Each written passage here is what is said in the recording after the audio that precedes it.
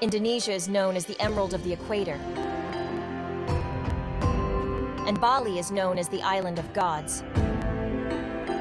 On this island, that ASGO Asian Society Gynecologic Oncology will hold its annual meeting from 29 November to 1st December 2024.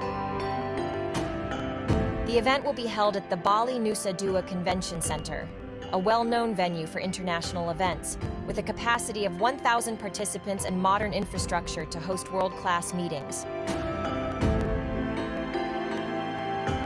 Bali is easily accessible. Many international airlines fly to Bali. The ASGO Symposium will be divided into 4 rooms, while the workshop will be divided into 2 rooms, Bit Deck and Venue.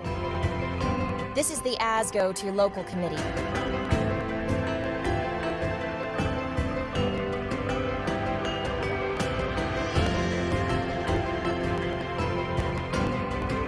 I'm Brahmana Skandar. On behalf of Indonesian Society Gynecologic Oncology, I would like to welcome all the ASGO members and all the gynecologists in Asia and in the world to come to Bali for attending ASGO meeting 2024 in Bali, Indonesia. We invite you for coming to Bali and joining ASGO 2024.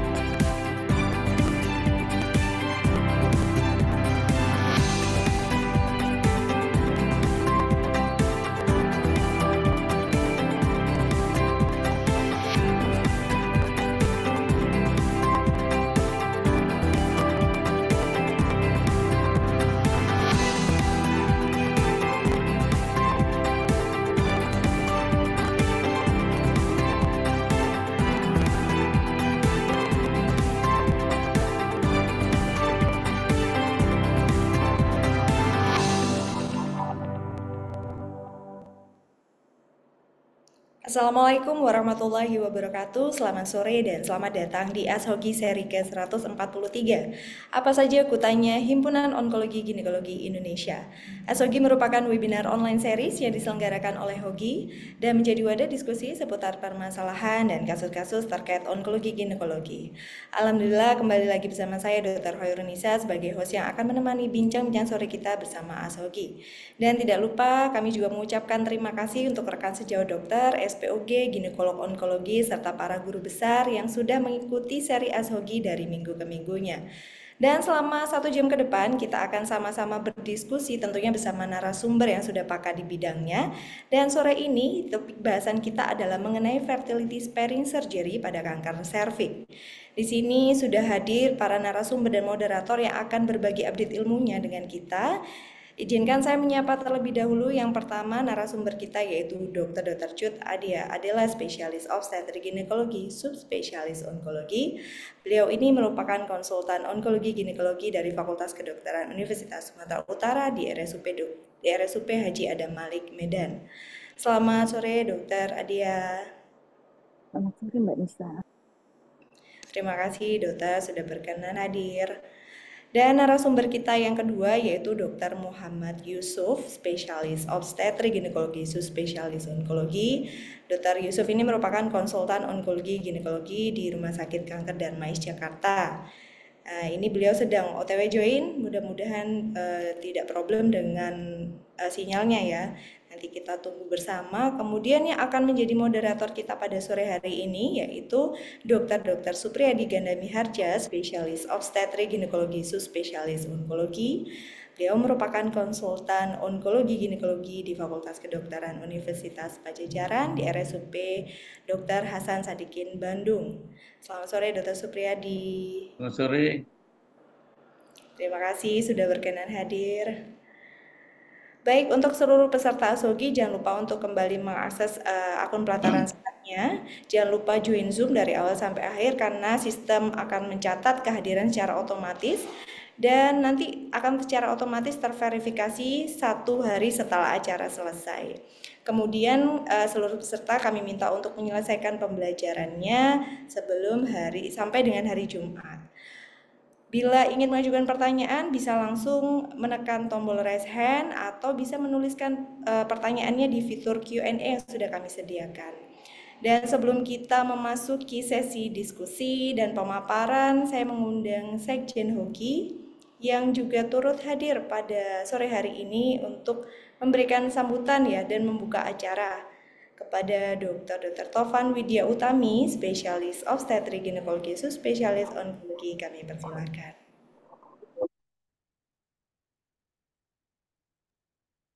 Ya, baik, terima kasih banyak Dokter Khairunisa ya. Jadi luar biasa ya sampai saat ini, Alhamdulillah, Bismillah ya.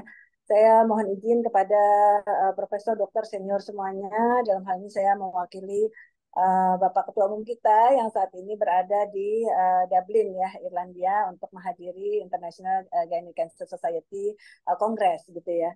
Jadi di sini saya melihat ini ya kakak saya dari Bandung, Dr. Ali Budi. Dr. Ali mau menyampaikan mewakili Bapak Ketua Umum kita, bagaimana Dr. Ali? Silakan kalau Dr. Ali berkenan. Langsung Dokter Tovan aja, mohon maaf ya. Oh, iya iya iya. Ini karena memang saya selalu ini ya apa ya kita selalu siap sedia ya Dokter Ali Budi. Saya melihat ini siapa yang mewakili ya. Anda ya udah saya mohon izin Dokter Ali ya. Nanti mohon dikoreksi kalau saya ada yang salah-salah langkah, salah-salah jalan. Ya, saya mohon izin. Assalamualaikum warahmatullahi wabarakatuh. Salam. Profesor dokter sekalian, sekali lagi luar biasa apresiasi yang tak terhingga kepada Dokter Supriyadi, ini senior kita sekaligus guru kita dari Bandung ya. Kemudian Dokter Cita Dea Dela dari Medan ya, dan juga Dokter Muhammad Yusuf dari Jakarta ya yang belum hadir saat ini. Perkenankan saya sekali lagi mewakili HOGI ya, Himpunan Onkologi Ginekologi Indonesia yang kita cintai ya, bersama Dokter Ali Budi bersama ini sebagai wakil ketua HOGI, wakil Bapak Ketua Umum kita. Tidak kurang-kurangnya ya puji syukur kita panjatkan kehadirat Allah yang saat ini memberikan nikmat sehat, nikmat iman, nikmat segalanya yang tiada bisa kita sebutkan satu persatu. Jadi untuk saat ini saya tidak berpanjang-panjang karena nanti akan dikupas oleh pakar-pakarnya di sini, yaitu tentang fertility sparing surgery pada kanker serviks ya. Jadi kalau kita melihat kanker serviks ini menjadi musuh utama perempuan Indonesia, betul ya, selain kanker payudara, namun saat ini kanker serviks dinyatakan sebagai curable cancer ya, kanker yang bisa disembuhkan, bisa disembuhkan ya, apalagi pada stadium awal, di mana ternyata kita melihat pergeseran usia muda ya saat ini perempuan-perempuan Indonesia ternyata bergeser juga pada usia muda, walaupun yang pada waktu yang lalu kita bisa melihat ya anaknya sudah 4 gitu ya, nggak mungkin kita misalkan tracheotomi radikal nggak usah lagi gitu ya. Tapi sekarang kita menghadapi kasus-kasus di mana memang belum memiliki anak begitu ya. Itu tantangannya apa saja yang akan kita lakukan pada fertility sparing kanker serviks ya, apa saja persyaratannya tentunya, dan apa saja yang kita harus antisipasi ya terkait dengan persyaratan tersebut ya. Apakah kita akan yang jelas ini adalah memang multidisciplinary approach ya. Jadi artinya dengan tim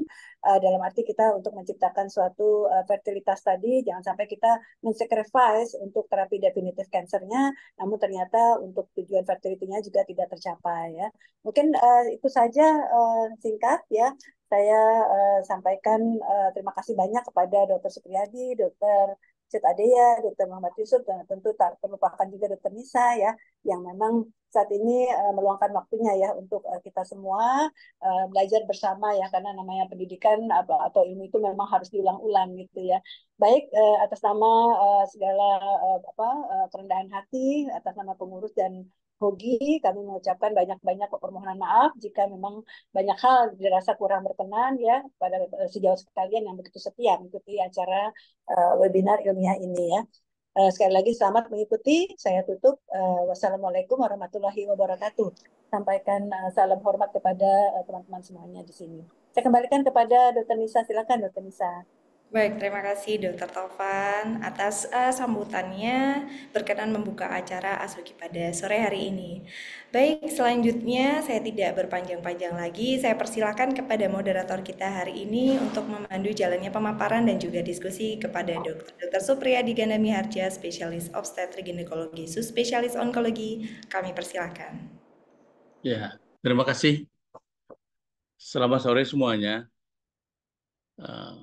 Pada sore hari ini kita akan membahas suatu topik ya yang membuat suatu balance dari outcome dan quality of life termasuk fertility dari seorang wanita. Karena serviks ini banyak juga mengenai atau menjangkiti pada wanita pada usia yang masih reproduksi ya, yang perlu kita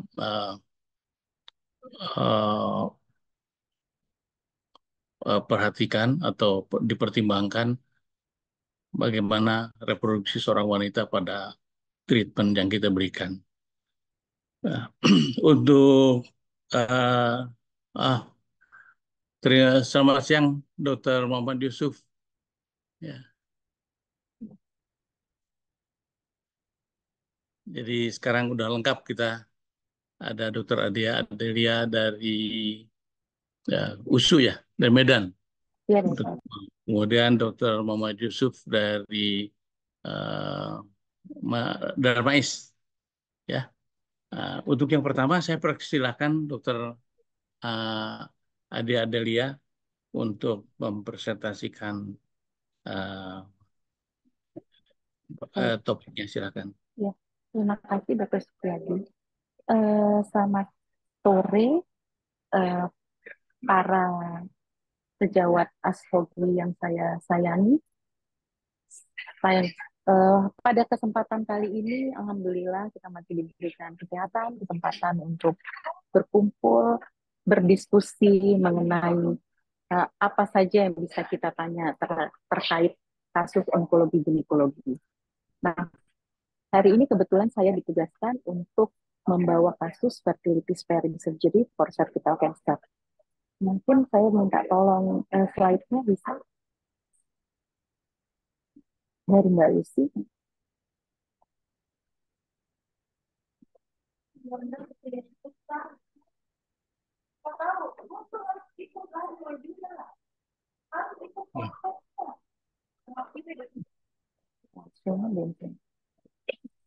Ya. Terima kasih.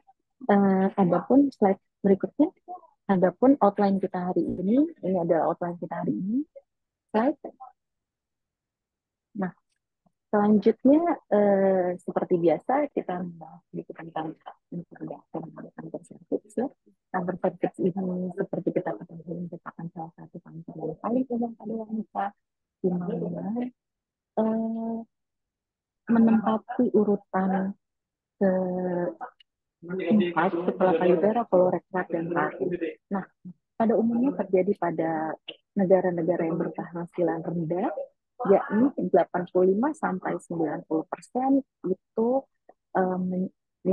kita memperoleh kasus baru dan menyebabkan kematian pada pada negara-negara tersebut.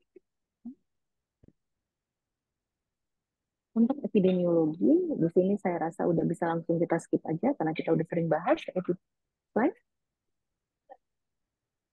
Baik. Etiopatogenesis dari cervical cancer sebenarnya ini seperti kita ketahui bersama bahwa yang sangat berperan di sini adalah HPV yang onkogenik. Namun kata kuncinya di sini adalah persisten dari infeksi HPV. Jika infeksi HPV itu persisten, maka infeksi tersebut bisa lanjut menjadi displasia, bahkan menjadi invasif cancer.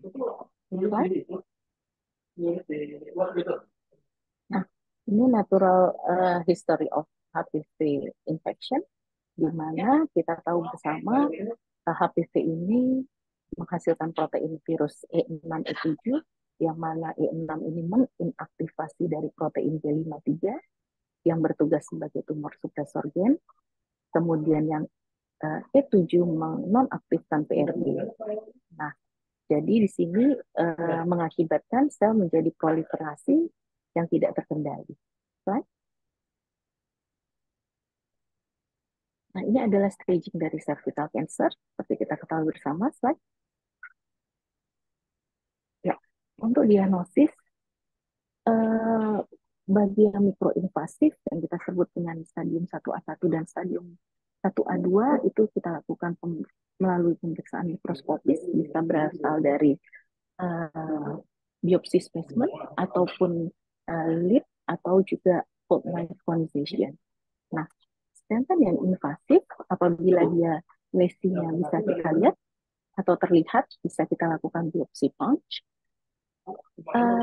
Jika biopsi punch tersebut tidak memberikan hasil yang memuaskan, mungkin dapat kita lakukan dengan cara loop biopsi ataupun cone. Nah, Figus tahun 2018 itu merekomendasikan penggunaan berbagai modalitas dari pencitraan sesuai dengan sumber daya yang tersedia. Nah, membantu untuk kita sebagai informasi tambahan terkait ukuran tumor, status kelenjar getah benihnya, kemudian juga penyebaran lokal maupun sistemik. Apa saja modalitas yang bisa kita gunakan di sini adalah ultrasonografi, komputer tomografi, MRI, dan juga bisa PET, PET CT. Slide. Mohon perhatian para penumpang pesawat Untuk udara manajemen Citylink cervical dengan nomor cancer, penerbangan ini bisa kita lihat QG917 sama-sama Jakarta, bahwasanya silakan naik surgical ke pesawat prosedur, udara mohon melalui maaf ya pintu kalau ada 11. Terima kasih. surgical prosedur itu diindikasikan untuk early stage cancer, yakni 1A1, 1A2, 1B1, 1B2, dan 2A. Slide. Ya. Berdasarkan panduan FIGO 2021 update, tata laksana tentang manajemen kanker serviks,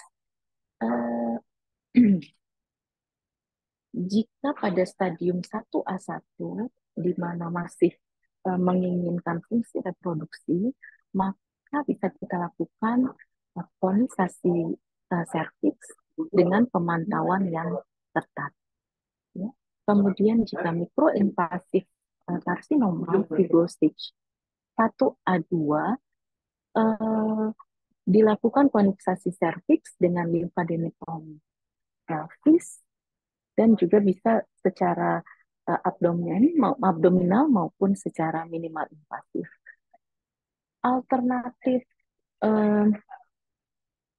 lain kita dapat juga lakukan radikal trachelectomy untuk yang stadium 1A2 sampai 1B1.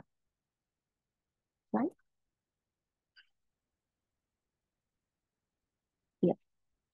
Pada tahun 2018, European Society of Gynecology Oncology bersama dengan European Society of Radiotherapy Oncology and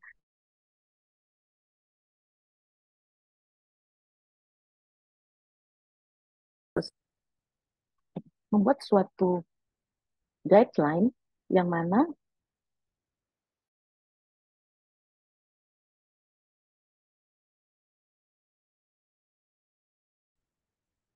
kanker serviks, di mana di sini kita lihat bahwasanya pada manajemen yang terbaru ini mencakup bagaimana membahas tentang staging terkait dengan berbagai macam tadi modalitas yang bisa kita gunakan, manajemen, tindak lanjut, kelangsungan hidup, maupun pengobatan paliatifnya.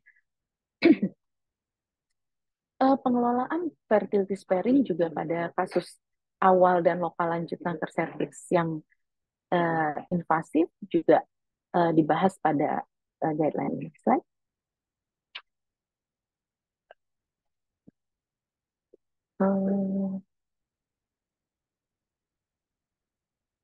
Yang sebelumnya, Mbak. Oke.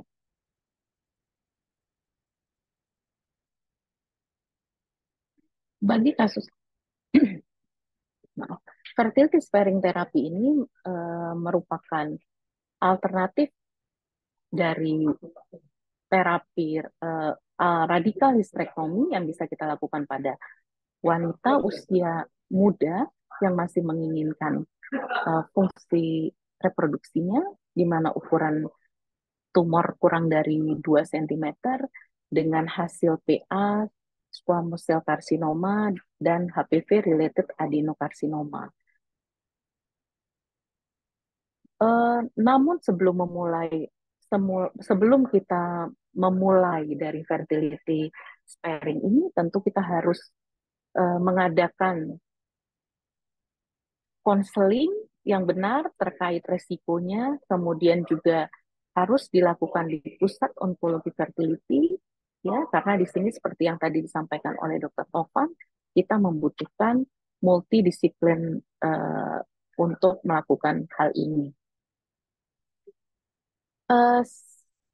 Selain itu, kita juga harus membahas bagaimana resiko obstetri yang bisa terjadi apabila nanti memang pasiennya hamil gitu, apa saja yang bisa terjadi, juga terkait dengan margin dari resepsinya serta keterlibatan kelenjar getah bening. Nanti kita akan lebih bahas lebih lanjut di yang berikutnya. Okay?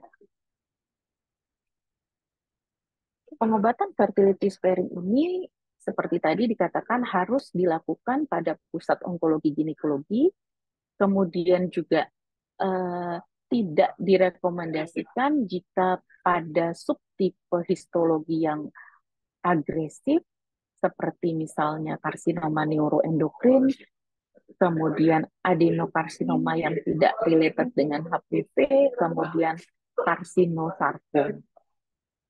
Nah, fertility sparing ini kita juga harus mempertimbangkan faktor prognostiknya, staging klinisnya, pemeriksaan praoperatif, semua ini yang kita lakukan antara yang tidak menginginkan fertility sparing dan pasien yang biasa itu tetap seperti sama diperlakukan. Jadi dari segi pemeriksaannya, persiapannya semua sama. Slide. Nah, sebelum kita lakukan fertility sparing, kita juga harus memastikan bahwasannya tidak ada keterlibatan dari kelenjar getah bening pada pasien tersebut. Nah, lalu juga staging keterlibatan dari kelenjar getah bening atau staging kelenjar getah bening ini tidak kita lakukan pada kasus-kasus T1A1 yang negatif LPSI. Okay.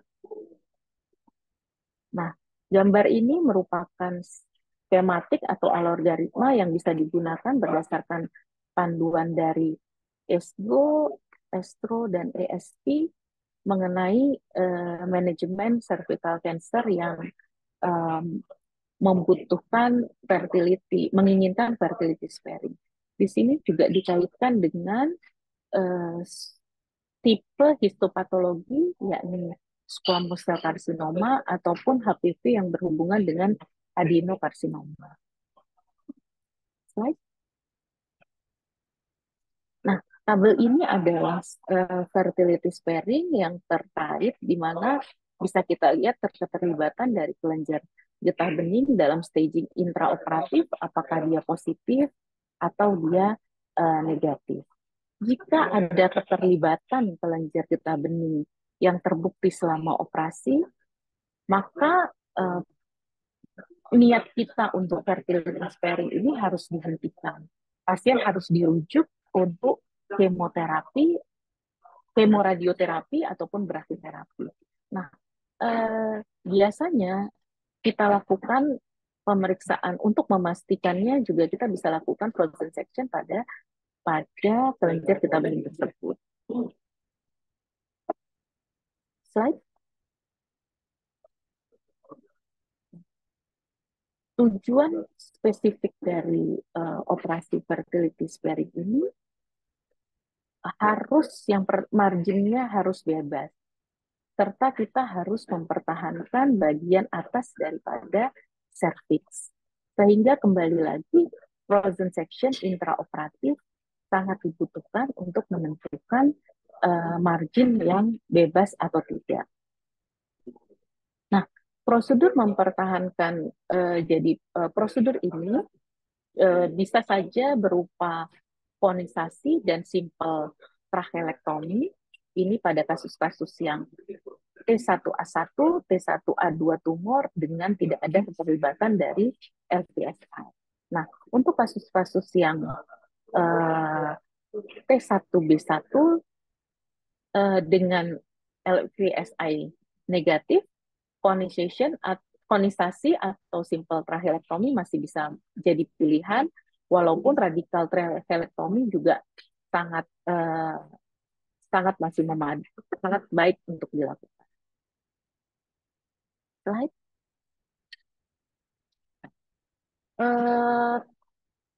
Kemudian jika dia tumornya T1B1 dengan LVSI positif, tentu pilihan kita radikal tracheektomi. Nah, pasien dengan tanpa deep stromal invasion ini di sini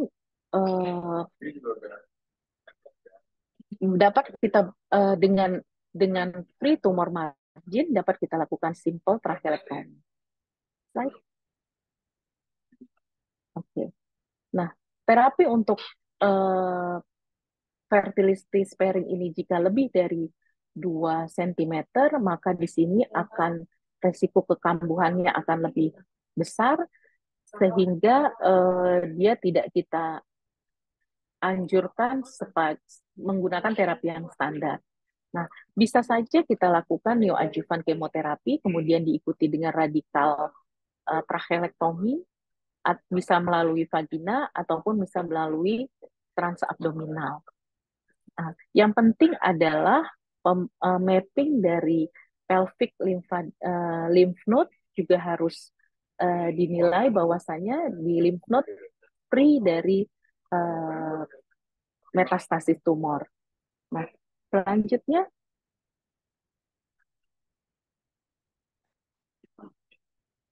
slide berikutnya. Nah, ini adalah prosedur konisasi.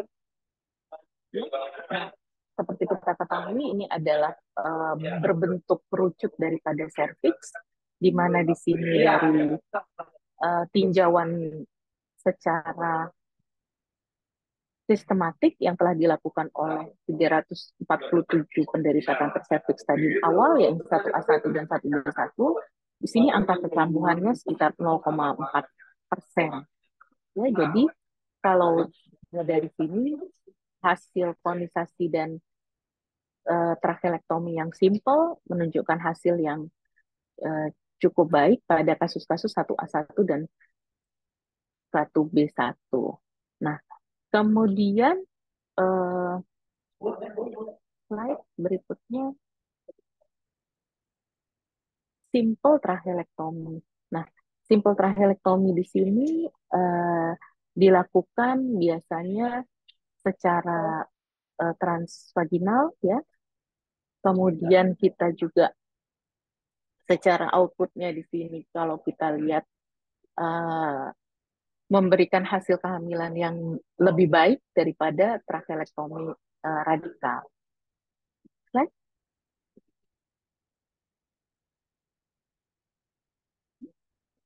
Ya, ini adalah yang radikal vaginal tracheektomi, di mana di sini kita lihat bahwasannya dari hasil fertilitas incidence infertil dilaporkan banyak sekitar 14 sampai 41%. Slide. Nah, untuk yang abdominal tracheektomi di sini sebenarnya dari hasil fertilitasnya, nah, di sini lebih mungkin terjadi dibandingkan dengan vaginal radikal tracheektomi. Slide. Lanjut. ini adalah gambaran bagaimana min- eh, maaf, ya, kira-kira gambaran dari radikal tracheektomi bisa kita lihat. Akan kita sambungkan secara secara apa ya? Secara simpelnya nanti setelah kita share klase, maka kita harus satukan lagi dengan yang dari sisi vaginanya. Right? Nah, ini untuk yang minimally invasive surgery. Saya rasa slide, mungkin untuk slide lagi. Iya, ini lagi slide lagi. Oke, ini adalah berbagai penelitian yang ada, yang sudah kita coba rangkum di sini, bahwasanya eh, pada stadium awal itu eh, mas tracheektomi radikal memberikan kelangsungan hidup yang radikal tracheektomi ini dari segi survival dan rekarensi rate-nya cukup rendah, jadi baik ya. Nah, sedangkan yang kurang radikal itu seperti simple tracheektomi dan biopsi cone itu harus betul-betul selektif kita dalam memilih pasien. Pada jurnal ini juga dibahas bagaimana neoadjuvan kemoterapi yang memberikan respon yang baik pada saat pemberian yang tidak bisa dilakukan operasi secara primer. Mungkin saya sampai di sini dulu karena ada dokter Yusuf lagi, dok. Nanti kepanjangan, izin dokter. Mungkin ke diskusi aja, nanti kita lanjut, dok. Terima kasih. Dokter Supriyadi. Masih mute, dokter. Iya. Karena saya lihat udah 16:04, dok. Nanti dokter Yusuf marah, nggak sempat bicara. Masih mute, dokter Supriyadi. Dokter Supriyadi masih mute mic-nya, dok. Ya, terima kasih. Ya, Dokter Ade Adelia yang telah memberikan penjelasan yang cukup rinci ya. Nah, tentang fertility sparing pada fertility surgery pada saat cervix ini. Mungkin nanti dilanjutkan oleh Dokter Muhammad Yusuf. Silakan Dokter Muhammad Yusuf. Ya, terima kasih. Assalamualaikum warahmatullahi wabarakatuh. Selamat sore, Dokter Supriyadi, Dokter Della. Kemudian terima kasih kepada Dokter Tovan, Sekjen Hogi yang memberi kesempatan untuk mengisi acara ASHOGI pada sore ini. Kepada Dokter Khairunisa, terima kasih. Dan teman-teman sekalian, jadi saya bingung nih Dokter Tovan, sepertinya yang sudah disampaikan oleh Dokter Adelia ini udah komplit gitu ya. Tapi saya coba untuk mengelaborasi dan menyimpulkan beberapa poin penting yang mungkin bisa menjadi uh, uh, serapan dari partisipan sore ini terkait dengan masalah fertility sparing. Ternyata memang pada kasus-kasus kanker sekalipun yang sudah terdiagnosis, kalau misalkan masalah sebelumnya saya mau ini dulu ya, mau sharing PPT dulu. Jadi ternyata Bapak Ibu dokter sekalian, kalau kasus pre-kanker serviks jelas kita bicara pre-kanker serviks itu belum masuk kanker, artinya fertility sparing, fertility issue tidak ada jadi masalah. Namun ketika sudah terdiagnosis kanker, ternyata juga kita masih bisa mempreserve fungsi fertilitas pasien-pasien kita. Bagaimana caranya? Tadi sebagian sudah disampaikan oleh Dr. Cut Adelia terkait dengan prosedur-prosedur yang paling rasional yang kita bisa kerjakan. Ini saya tidak ada disclose apapun ya, karena ini merupakan suatu scientific event yang diselenggarakan oleh ASHOGI. Kemudian ini adalah outline saya. Saya akan menjelaskan tentang pendahuluan kasus fertility sparing pada pada cervical cancer, kemudian pemeriksaan-pemeriksaan yang harus kita kerjakan sebelum kita melakukan prosedur, kemudian jenis-jenis prosedur yang mungkin bisa kita kerjakan atau kita implementasikan pada kasus-kasus kanker serviks yang ingin di-preserve fertilitas functionnya. Kemudian juga saya ingin mempresentasikan terkait dengan retrospective study pada mereka-mereka yang pernah menjalani fertility sparing pada kasus-kasus kanker serviks dengan variasi stadium dan juga akan saya akhiri dengan kesimpulan.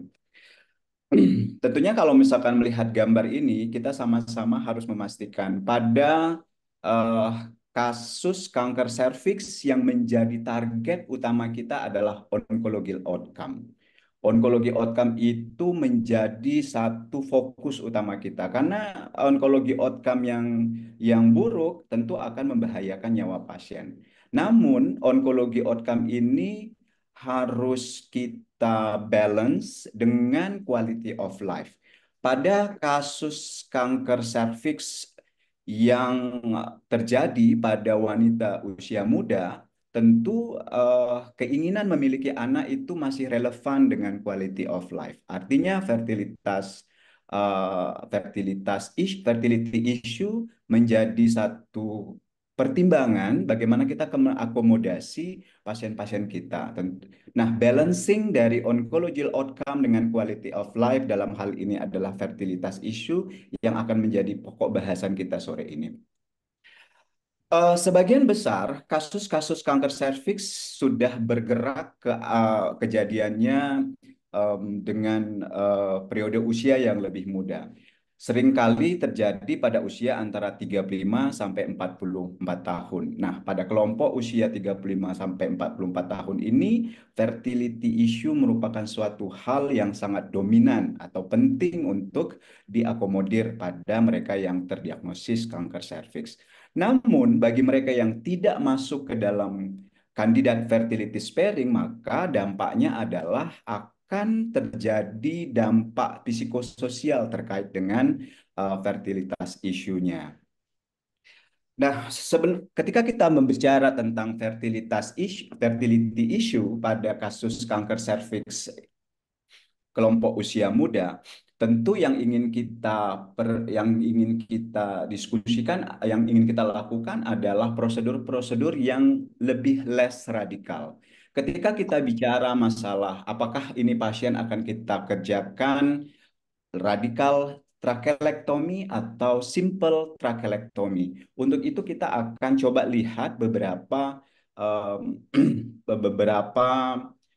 review dari beberapa review dari literatur bahwa ternyata ketika kita memutuskan untuk melakukan radikal atau simple trachelectomy, kita harus mengidentifikasi apa keterlibatan parametrium. Dengan teknologi yang ada sekalipun hari ini, dengan teknologi sophisticated misalnya MRI yang sudah sampai 3 Tesla untuk merule out keterlibatan parametrium, tentu itu masih punya sedikit ketidakakuratan begitu ya. Nah, karena sesuai dengan data yang ada ketika kita review dalam literatur, pada kelompok yang didiagnosis stadium 1B sampai 2B, kita akan menemukan hampir 78% kelenjar getah bening pada kelompok ini, dengan 23%-nya positif lymph node di daerah parametriumnya. Untuk kita lihat studi yang lebih baru lagi oleh Bernadetti, 90% parametrium itu mengandung kelenjar getah bening dengan lebih dari 39% parametrial node yang positif pada kelompok stadium 1B sampai 2A. Nah, memang dalam studi Bernadetti ini beliau menemukan bahwa parametrial lymph node metastasis dengan tidak ditemukannya kelenjar getah bening yang positif itu pada kelompok tumor yang ukuran kurang dari 2 cm itu sangat jarang gitu. Nah, sangat jarang. Kemudian kita lihat, nah ini juga yang yang menjadi dorongan kita untuk semakin mengakomodir pasien-pasien kita yang didiagnosis kanker serviks dan ingin memastikan fertilitas isunya di-maintain, kita lihat pada kelompok apa gitu. Nah, ini coba di-review oleh Lanoska dari Jerman. Dia melihat keterlibatan parametrium pada stadium 1A2, 1B1 dengan ukuran tumor kurang dari 2 cm dan kelenjar getah beningnya negatif. Jadi dari sini dilihat bahwa walaupun di parametria LVSI-nya positif, dari rangkuman yang dilakukan oleh Lanoska ini, angka rekarensinya itu 0 sampai 1%. Artinya di sini membuka cakrawala kita untuk mempertahankan oncological outcome-nya dan mengakomodir fungsi fertilitasnya. Sekarang apabila kita menemukan pasien yang akan kita preserve fertility function-nya pada cervical cancer, apa yang akan kita lakukan? Biasanya kita harus mengkelompokkan dulu, ini pasien umur berapa. Nah, kita harus pastikan dulu nih. Karena kalau usia udah di atas 40 tahun, kan kita harus tahu quality of sel telurnya juga pasti akan menurun. Sehingga chance atau peluang dia untuk bisa conceive di kemudian hari pun itu akan menurun juga. Sehingga kita batasi di sini. Usia di bawah 40 tahun. Kemudian diagnosisnya akan kita lakukan berdasarkan kolposkopi dan pemeriksaan klinis. Dan tentu kita harus menentukan stadium berapa yang aman.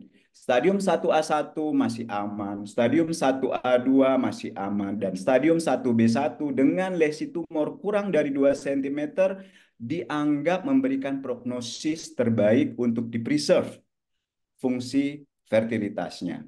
Kemudian, seperti yang Dr. Della sampaikan, histology confirmation paling penting. Di sini termasuk tipenya, ada tidaknya LVSI, tidak diperkenankan untuk di-preserve fertilitasnya pada mereka yang memiliki histotype neuroendocrine tumor.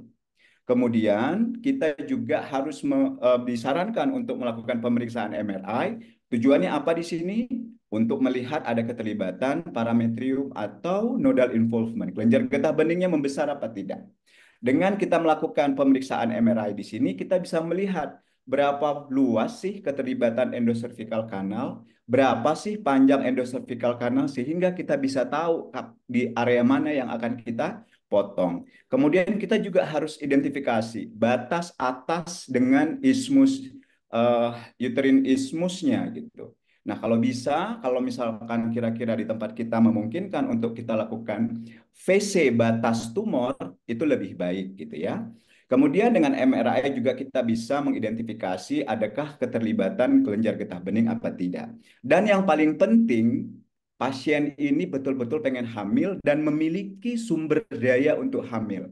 Karena setelah tindakan kita tidak membiarkan pasien untuk conceive naturally. Jadi kita tidak akan sangat berbahaya bagi pasien apabila pasiennya ini tidak dibantu oleh seperti program-program bayi tabung atau assisted reproductive technology. Itu yang paling penting. Karena kalau misalkan pasiennya juga masih berharap hamil spontan dan menunggu akan semakin lama dan ini akan semakin berbahaya. Nah, prosedurnya seperti yang sudah disampaikan oleh Dr. Della, saya ikut juga ambil ini gambarnya Dr. Della, nggak apa-apa ya. Jadi konisasi, simple trachelectomy, kemudian radical trachelectomy yang tekniknya tadi sudah disampaikan oleh Dr. Della. Kemudian saya ingin menyampaikan, ini adalah suatu studi yang dilakukan oleh Profesor Jiri Slama. Profesor Jiri Slama ini adalah profesor nomor 2 di Czech Republic. Ini juniornya Profesor David Cibula. Publikasi ini dikeluarkan pada tahun 2022 di American Journal of Obstetric Gynecology. Mereka ingin melihat bagaimana main outcome pada mereka kalau pada pasien-pasien yang sudah dilakukan fertility sparing surgery. Studi ini dimulai tahun 2018 dengan 733 partisipan dari 13 negara.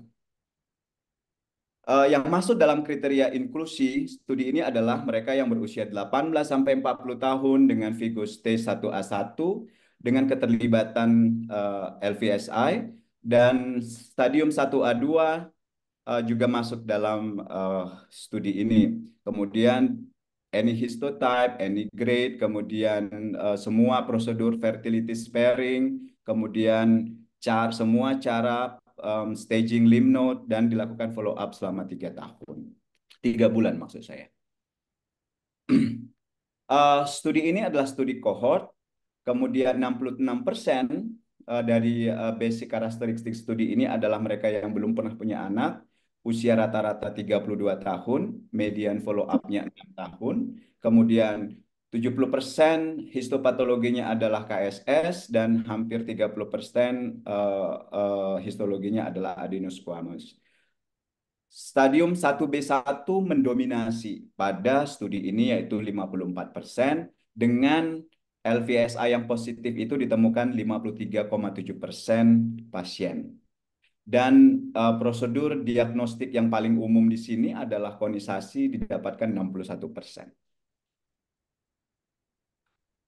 Primary treatment yang dikerjakan pada studi ini yang menjalani NACT itu ada 6,4%, konisasi 48%, simple vaginal trachelectomy 8,5%, dan radikal trachelectomy ini 43,5% dengan dominan approach-nya melalui transabdominal.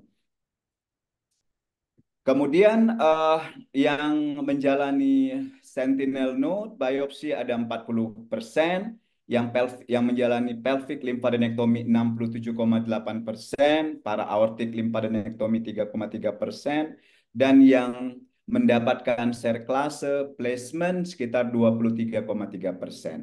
Dan selanjutnya yang mendapatkan adjuvan kemoterapi adalah 4,1%. Yang dinilai dari sini adalah pertama recurrence-nya. Recurrence ditemukan hampir pada 10% kasus. Dengan precancer 3% dan invasif itu 7%. Sementara yang invasif recurrences ini dengan disease free intervalnya itu kurang lebih hampir 18 bulan dari prosedur awal. Dan lokasi yang recurrence paling umum terdapat di serviks, kemudian di kelenjar getah bening. Kemudian dilihat di sini bahwa dari beberapa stadium yang diamati pada kelompok studi ini, ternyata kita lihat pada stadium 1B1 dengan lesi kurang dari 2 cm, itu 9,8%, 1A2 5,9%, dan 1A1 7,7%. Sementara kalau misalkan kita lihat stadium 1B1 dengan lesi di atas 2 cm itu langsung jomplang recurrence-nya 19,5%, dan 1B2 26,3%. Artinya apa? Kalau misalkan seperti yang disampaikan oleh Dr. Della tadi, pada kelompok yang lesi tumor di atas 4 cm itu tidak dijadikan standar. Berarti kalau misalkan berdasarkan data itu kita ekstrapolasi dengan data ini, maka 1B1 dengan lesi kurang dari 2 cm itu masih favorable untuk dilakukan fertility sparing. Kemudian dilihat di sini dilakukan analisis, ditemukan bahwa lesi kurang dari 2 cm menjadi cut-off point untuk terjadinya recurrence yang tinggi tadi. Begitu juga dengan LVSI. Bagaimana dengan kematian? Pada studi ini 0,6% peserta ditemukan meninggal dan kemudian ada sekitar 4,4% yang saat ini hidup tapi tetap dengan recurrence-nya gitu. Bagaimana dengan kehamilannya? ternyata dari 733 pasien yang di review, 50% itu berhasil eh, untuk berusaha untuk hamil. Dengan keberhasilan kehamilannya itu adalah 45% dari eh, yang berusaha pengen hamil tadi. Berarti kalau misalkan kita lihat 167 dari 733 yang berhasil hamil itu adalah 23%. Nah, 72% hamil spontan dan dengan eh, bantuan IVF 28%. Kemudian dari yang hamil ini, yang berhasil eh, bersalin itu kurang lebih 158 dengan mode of delivery adalah 67,4% dengan cara sesar. Sebagai kesimpulan dari penelitian ini adalah satu penelitian dengan melibatkan 733 pasien, umumnya stadium 1B1 dengan lesi kurang dari 2 cm. 56% prosedurnya less radikal, yaitu konisasi dan simple trachelectomy. Hanya 6% yang mendapatkan neoadjuvan. Recurrent ditemukan pada 73 pasien, dengan 51 diantaranya adalah invasive cancer. Dan yang menjadi significant risk for recurrence adalah LVSI positif dan lesi tumor di atas 2 cm. Ditemukan 19 pasien yang meninggal dari 733, kemudian hanya hampir 23% yang berhasil hamil, 67%-nya melahirkan dengan cara sesar. Itulah yang menjadi kesimpulan saya pada sore ini. Dr. Supriyadi, mungkin kita akan lanjut dengan diskusi bersama-sama partisipan. Terima kasih. Ya, terima kasih Dr. Muhammad Yusuf. Jadi memang untuk fertility sparing surgery pada CA cervix ini diperlukan beberapa keadaan, baik itu ada jenis histopatologi, kemudian staging. Nah, staging di sini adalah stadium 1B1 ya. Kalau kriteria sekarang 1B1 ya, kurang 2 atau kurang ya. Kemudian adanya keterlibatan LVSI ya. Dan yang tidak kurang pentingnya adalah keinginan dari pasangan tersebut ingin punya anak nggak. Kita sudah susah-susah, ternyata ibunya tidak ingin punya anak. Jadi suatu pekerjaan yang kurang berguna akhirnya. Ya, baiklah. Dan kita masuk ke dalam tanya jawab. Saya mempunyai 6 pertanyaan.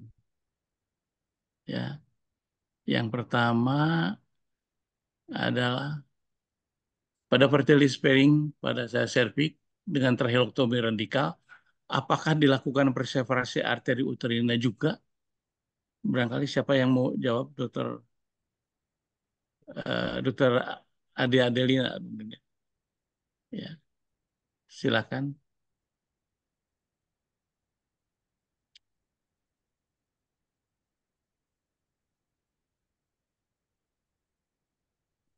Kita menyambung ke pertanyaan nomor 2.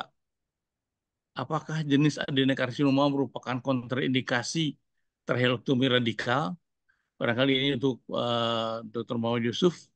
Kemudian, apakah bila lesi KGB, the frozen section KGB metastasis, kita melanjutkan dengan sistemik lymphadenectomy?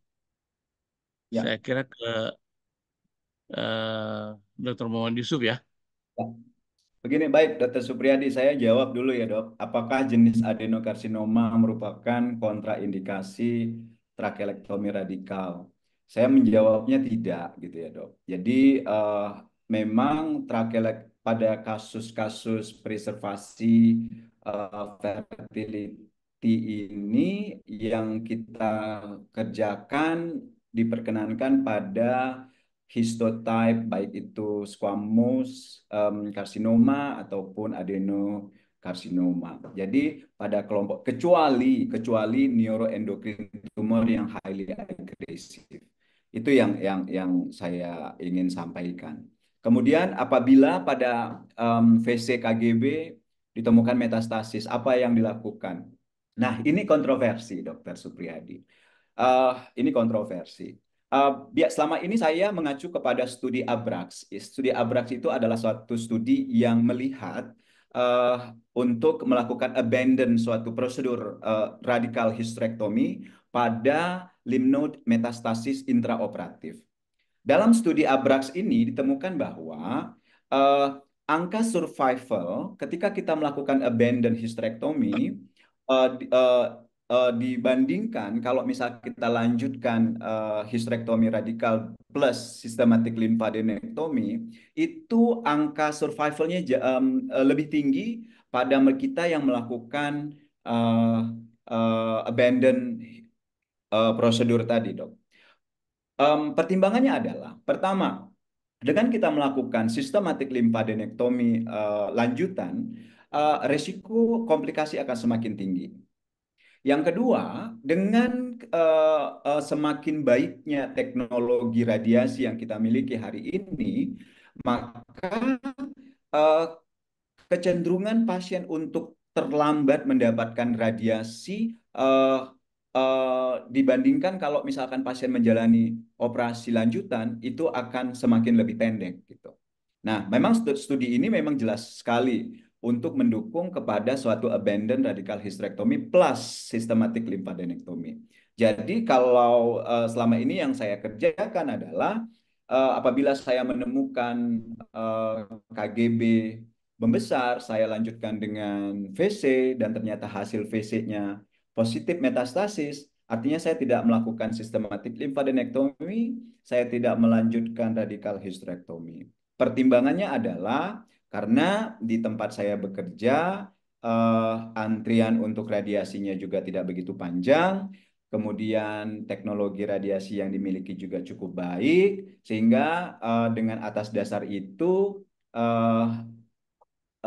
saya percaya bahwa oncological outcome-nya akan jauh lebih baik ketimbang kalau misalkan saya melanjutkan prosedur. Tapi ini di area-area yang memang kita ketahui kondisi fasilitas pendukung untuk terapinya baik. Tapi kalau misalkan kita di daerah yang tidak memiliki fasilitas pendukung yang relatif baik, menurut saya itu masih diperkenankan untuk dikerjakan. Kira-kira begitu, Dokter. Ya, terima kasih. Barangkali ini tergantung dari situasi di mana kita bekerja. Ya. Sebenarnya tidak perlu terlalu jauh. Di Bandung saja, antrian itu lebih dari 2 bulan. Untuk hanya ada 3 center yang bisa melakukan, dan situasinya sama. Bahwa antrian itu demikian banyak, sehingga akhirnya terlambat juga kalau kita mengandalkan untuk radiasi ini. Jadi barangkali itu suatu pertimbangan-pertimbangan yang tergantung dari situasional. Ya. Karena masih kontroversi ya, Dok ya. Jadi masih kontroversi. Seperti di RSCM sekalipun saya dengar tidak ada antrian gitu. Karena di Jakarta, Jabodetabek banyak center radiasi sehingga itu membuat rangkaian terapi bisa tetap kita pertahankan. Jadi tidak ada putus kontinuitas tadi gitu. Mungkin saya ingin membantu Dokter Cut Adelia tadi ya, Dok ya, karena mungkin belum tersambung, terlempar mungkin untuk menjawab pertanyaan nomor 1. Pada fertility sparing, apakah trachelectomy, apakah dilakukan preservasi arteri uterina? Jadi preservasi arteri uterina ini memang rutin kita lakukan pada kasus-kasus trachelectomy. Tujuannya adalah untuk memastikan aliran atau aliran dari iliak internanya ke uterus, juga untuk memastikan ke depan untuk future pregnancy-nya juga bisa dipertahankan dengan baik. Tapi ini masih ada juga beberapa pendapat. Ada yang mempertahankan, ada yang tidak mempertahankan. Kalau misalkan kita lihat dari beberapa presentasi yang dilakukan oleh kelompok-kelompok di Korea, mereka bahkan tidak mempreservasi. Atau yang ada juga dilakukan dengan mempreservasi. Kira-kira begitu, Dokter. Ya, masih. Mungkin preservasi juga ada baiknya, tapi kalau kelanjur cedera, ya kita potong saja. Jangan khawatir, ya, karena ada apa terjadi ada uh, pas apa pembentukan pembuluh darah yang baru, ya. Kemudian ada pertanyaan lain tadi.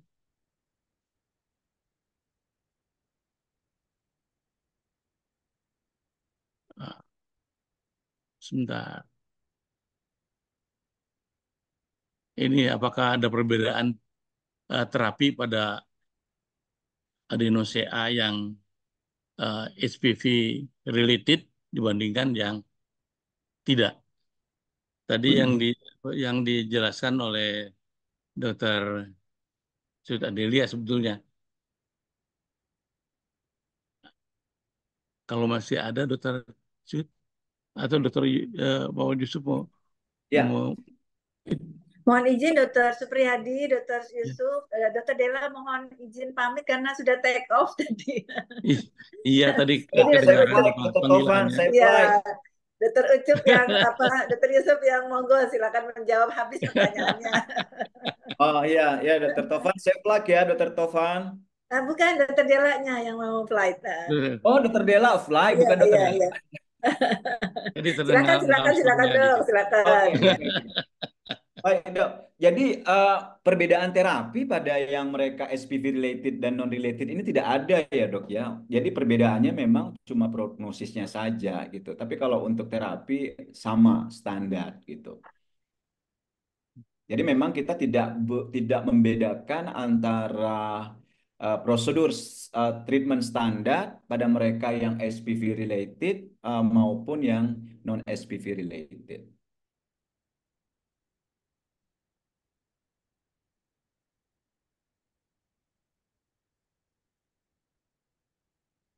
Ya, tentang tadi bahwa tindakan fertility sparing surgery ini sebetulnya kalau disebut harus di center juga tidak ya, Tidak. Tapi yang dekat dengan center itulah kira-kira ya, karena toh nanti terapi selanjutnya bisa melibatkan teman-teman dari disiplin lain. Ya. Tadi sempat dinyatakan bahwa itu harusnya dilakukan di center onkologi. Ya. Saya ingin minta pendapatnya Dr. Tovan ini. Apakah memang perlu dilakukan di center onkologi apa tidak? Karena penting sekali nih Dr. Tovan, walaupun secara prosedural ini pada case-case tertentu relatif sederhana gitu ya, tapi kan kita harus sepakat tentang oncological outcome. Oncological outcome ini tidak terbatas terkait dengan prosedur, tapi juga terkait dengan diagnostik di awal, penentuan kriteria pasiennya yang selektif. Kemudian yang paling penting dari itu semua itu adalah follow up. Once kita miss dalam follow up dan kita tidak mengidentifikasi adanya satu recurrence, itu yang akan berbahaya gitu. Gimana, Dr. Tovan, terkait dengan center? Iya, ini saya kena tendangan samping nih judulnya. Ini paling pintar emang adik saya ini, Dr. Yusuf ini paling pintar. Mohon izin Dr. Supriyadi ya. Ya ya. Jadi memang betul sekali ya kalau kita sudah punya panduan sebenarnya ya dalam panduan kanker serviks walaupun PNPK-nya tidak kunjung-kunjung di ACC oleh Bapak Menteri karena begitu panjang prosesnya ya. Jadi dalam panduan kami menyebutnya sekarang panduan pelayanan kedokteran, nggak mau bilang nasional karena harus di ACC oleh Bapak Menteri ya. Jadi di situ memang jelas kalau kita terkait dengan kondisi-kondisi khusus. Nah, kita masukkan dalam kondisi-kondisi khusus yang Dr. Yusuf ya, Pak Dr. Supriyadi.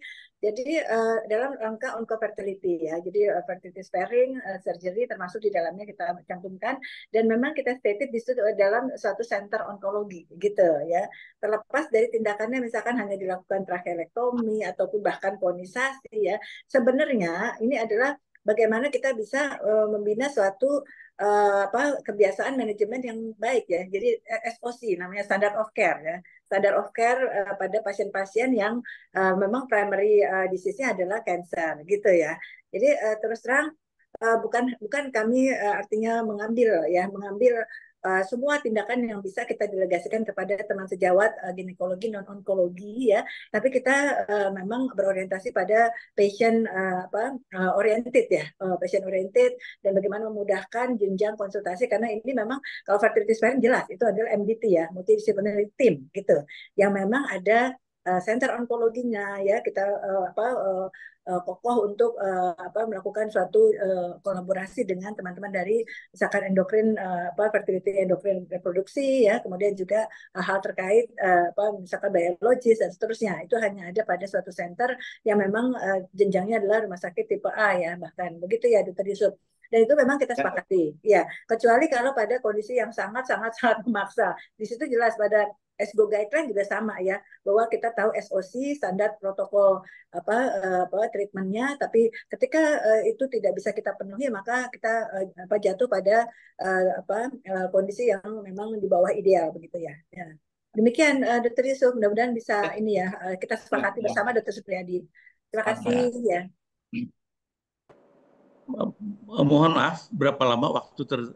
Izin dok, waktunya sudah lewat 8 menit. Boleh satu pertanyaan terakhir mungkin dokter? Karena ini dokter Nisa nih lagi baik banget nih dokter Supriyadi. Biasanya galak banget. Ya, ada pertanyaan ini. Kapan waktu yang paling tepat untuk dilakukan ERT pasca tindakan?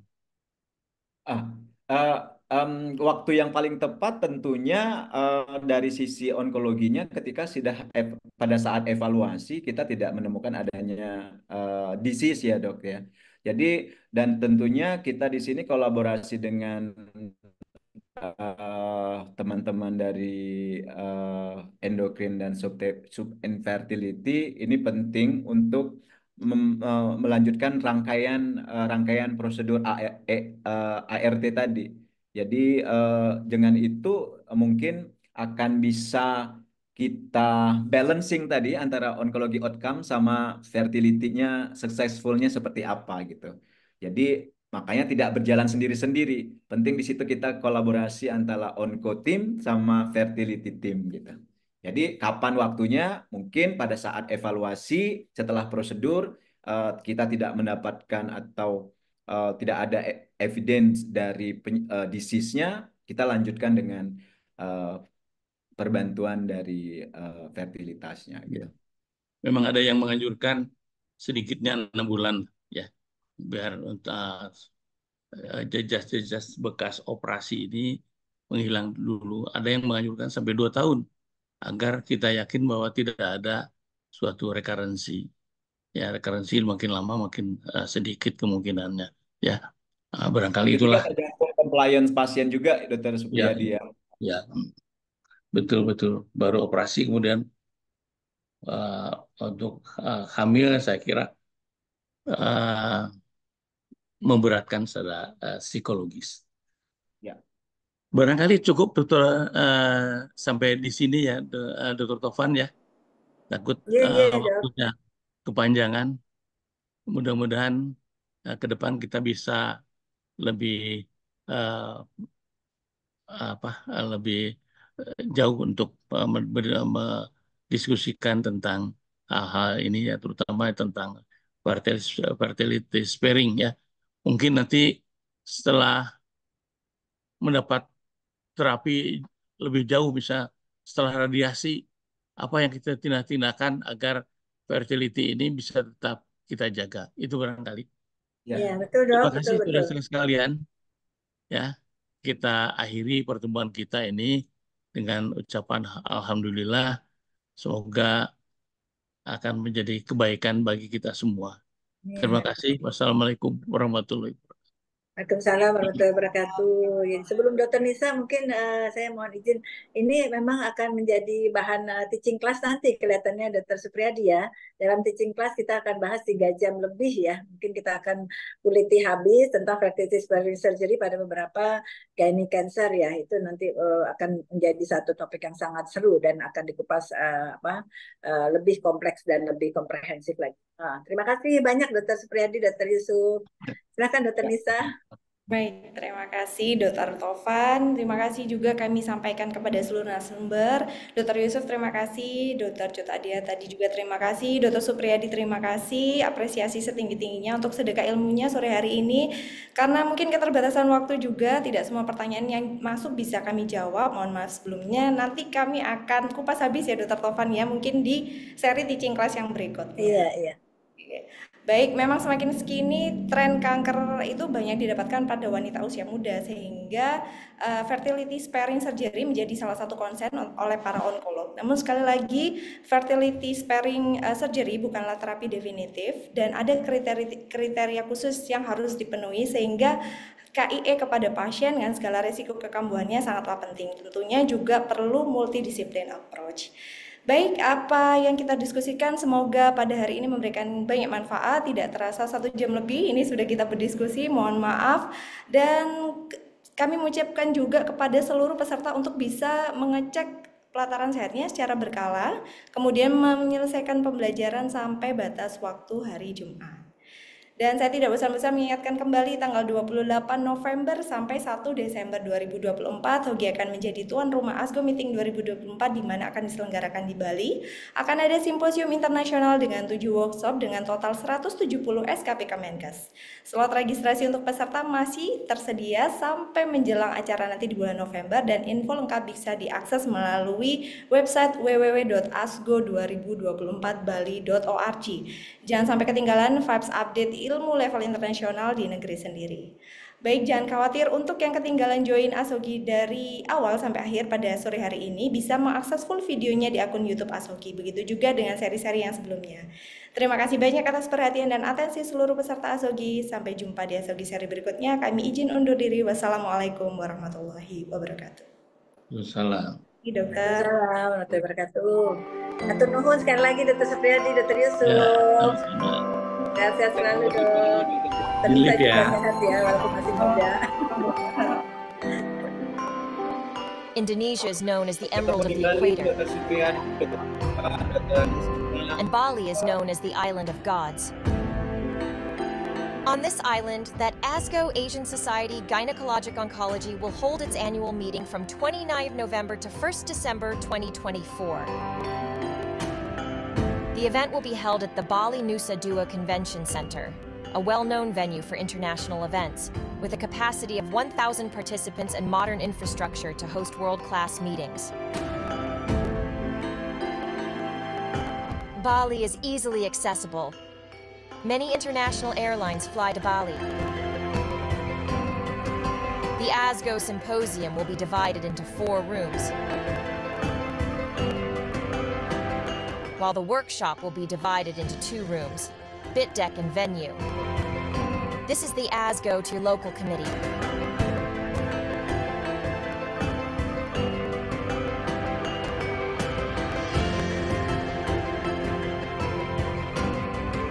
I'm Brahmana Skandar. On behalf of Indonesian Society Gynecologic Oncology, I would like to welcome all the ASGO members and all the gynecologists in Asia and in the world to come to Bali for attending ASGO Meeting 2024 in Bali, Indonesia. We invite you for coming to Bali and joining ASGO 2024.